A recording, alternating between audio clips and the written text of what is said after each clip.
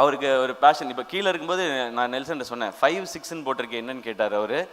இது 5th project 6th project, இந்த மீதி 4 ப்ராஜெக்ட் என்ன நாங்கள் சொல்லவே மாட்டோம், ஸ்ட்ரெயிட்டாக 5, 6ன்னு போட்டுக்கிட்டான் அப்படின்னாரு.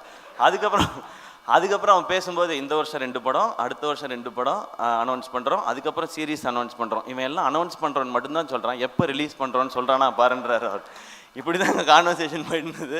பட் சினீஷ், உங்களுடைய எனர்ஜிக்கு நீங்கள், நான் ஏன் சினிஷோட எனர்ஜின்னு சொல்கிறேன்னா, ஒரு 40 வருஷமாக இருக்கார் இண்டஸ்ட்ரியில். நீங்கள் பார்த்துட்டு இப்போ தான் முடிச்சு புதுசாக வந்து ஃபஸ்ட் டைம் ட்ரை பண்ணுறாருன்னு ஒரு ஒரு ஒரு யங்ஸ்டர் ஒருத்தர் சினிமாவுக்குள்ளே வராரு, அவருக்கு சப்போர்ட் பண்ணணும் அப்படின்னு யூடியூப்பில் யாரும் கமெண்ட்லாம் போடாதீங்க. அவர் வந்து 40 வருஷம் ஆச்சு, அவர் ரொம்ப நாளாக இருக்கிறாரு.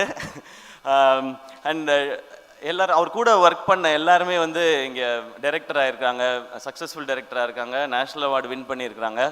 இதை பற்றி நாங்கள் நிறையா பேசியிருக்கோம். எப்படி உங்களுக்கெல்லாம் டைரக்டர் ஆகணும்னு தோணுச்சுன்னா, சினிஷே டைரக்டர் ஆகிட்டான், நம்ம ஆக முடியாதான்னு சொல்லி தான் எங்களுக்கெல்லாம் ஒரு மோட்டிவேஷன் வந்துச்சு அப்படின்னு சொல்லி நான் சினிஷ்ட்டு கேட்பேன், சினிஷ் ஏன் இப்போல்லாம் நீங்கள் டைரக்ஷன் பண்ணுறதில்ல அப்படின்னா, பண்ணணுங்க அப்படின்னா. நான் விளையாட்டுக்கு கேட்டேன், சும்மா நீங்கள் சீரியஸாக எதாவது பண்ணிட்டாங்க